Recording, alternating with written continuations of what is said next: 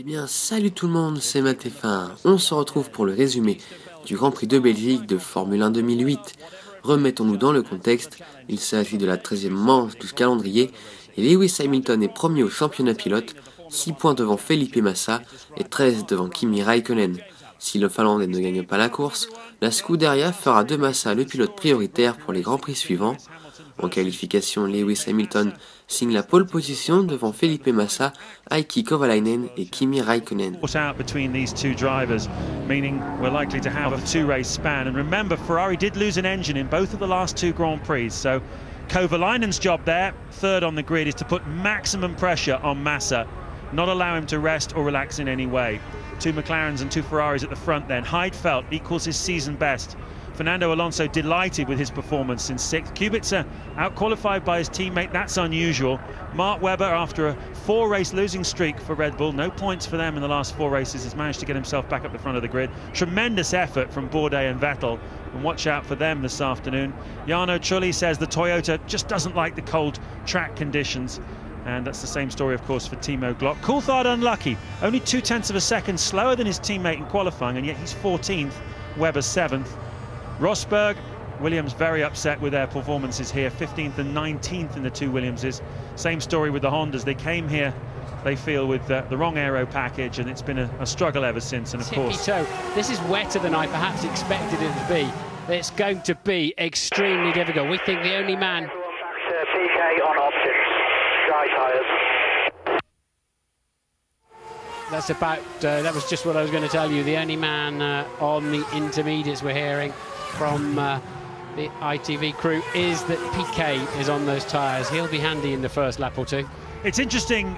Strategy is such a critical part of Grand Prix racing now, and boffins of the sort that used to be with PK in Germany, putting him on a very long one-stop strategy, hoping there would be a safety car, and there was one at the right time, which gave PK that podium finish. And today he's gone and done something different. His philosophy is, well, starting 12th, if I do exactly the same thing as everybody else, I'll probably finish 12th. But if I do something different, you never know, I might end up better off. So watch out for Nelson Piquet Jr. All up to Leclerc is his best chance to pass Hamilton. The two World Championship contenders on the front row together then. Hamilton on pole on the left, his 5th pole of the year. Massa is on the right. Who will get the drop into La Source? The lights go out now.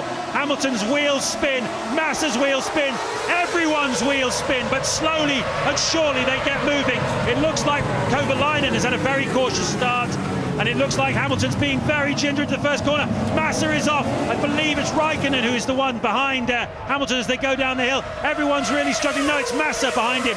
Raikkonen is 3rd though. Everyone's close together, and Kovalainen's had a very poor start. A really ginger getaway for the McLaren, and look at the lead that Hamilton is pulling. Très bon départ d'Hamilton qui conserve la tête. Kovalainen se loupe et descend au classement. Raikkonen dépasse Massa pour la seconde place après le raidillon. Which one is in front? As the long camera, is it Raikkonen in front? I think it might be. Hamilton, Raikkonen, Massa the top 3, and look at Alonso! Au deuxième tour, Hamilton part en tête à queue à la source et se fait rattraper par Raikkonen. Le Finlandais est collé derrière la McLaren et la dépasse dans la ligne droite. Ran wide or spun or half spun in La Source. We'll get a replay, I would have thought, and that's put Raikkonen all over the back of him, and he's got better straight line speed in the Ferrari. Raikkonen takes the lead of the Grand Prix. Can he hold it down into the braking zone? Raikkonen with a better racing line in there, more grip, and takes the lead. Au 10e tour, Kovalainen attaque trop fort pour remonter et percute la Red Bull de Mark Webber. Il est pénalisé par un passage obligatoire par la voie des stands. Au 11e tour, Hamilton est le premier des hommes de tête à s'arrêter. Il rechausse des pneus tendres, il ressort derrière son coéquipier en 7e position. Raikkonen s'arrête un tour plus tard que l'anglais et ressort 3e. Hamilton perd du temps derrière le trafic. Massa s'arrête aussi un tour après. Il ressort derrière Hamilton. They're going for their standard strategy at McLaren and just see what happens. I'm not sure about that, Ted. That was 6.8 seconds. That was quite a quick stop from them. We need to get the calculators out. He comes back out side by side with teammate Kovalainen, who gets in front of him by virtue of his great momentum. That was quite a fast stop by the McLaren team. Meanwhile, au 15e tour, crash de Nelson Piquet qui perd sa Renault au freinage et se retrouve dans le mur de pneus. The tarmac runoff area doesn't slow down enough to avoid a whack against the barriers. That's at the Fagnes chicane. Au 24e tour, Raikkonen et Hamilton rentrent ensemble pour leur dernier arrêt au stand. Ils chaussent tous les deux des pneus durs qui doivent être utilisés au moins une fois pendant la course. Massa s'arrête 3 tours après eux. 26. Yes, Ferrari would have known exactly how much fuel was in the McLaren because they pitted a lap earlier. And Lewis cautiously into the pit garage, still a bit damp there. The hard tyres go on, which he has to run with now until the end. À partir du 27e tour, Hamilton, qui est très rapide, remonte sur Raikkonen. Better car on these harder Bridgestone tyres. This is the hardest tyre in the range. And you can see that the gap is closing down. We could have a grandstand finish here at Spa-Francorchamps. À 6 tours de l'arrivée, la pluie commence à faire son apparition sur le circuit. Kovalainen has recovered and is 17 seconds ahead of Webber now, despite going through the pit lane. Au 41e tour, Hamilton est dans la boîte de vitesse de Raikkonen. Il tente un dépassement à la chicane sur le Finlandais, mais doit la court-circuiter. L'Anglais le dépasse ensuite à la source. Behind Raikkonen and goes for it down the outside of the bus stop. Raikkonen's not giving anything away. They almost touch. They do touch. Hamilton will have to give the corner back. They're side by side. He'll have to have a go at him at la source. Okay. Now Raikkonen's back in front, and Hamilton's going to attack him. He goes on the inside. Raikkonen tried to play it cool, but it went wrong for him. Hamilton's through. They touch again. Dans le tour qui suit, la pluie devient vraiment très importante et les deux pilotes enchaînent les erreurs. Ils vont rester en slick jusqu'au bout. Problems as well though. Raikkonen's got a lot of momentum there. Meanwhile, Massa has lost ground in these conditions. Whoa, Hamilton's off. Raikkonen gets back past him again. There's a Williams in the mix too. Hamilton's on the grass. So Raikkonen back in. And Hamilton Raikkonen spins. They'll have to stop for intermediates. It's the only thing they can do now. It's worth the stop. Well, what will Massa do? Massa's coming up behind. What do you do? It's a complete gamble. If you can keep it out of the wall at this point, can they tippy-toe for the last 8 miles? Absolutely. Heidfeld has come in for tyres and so has Glock. They've got nothing to lose. Heidfeld was 9th, Glock was 11th.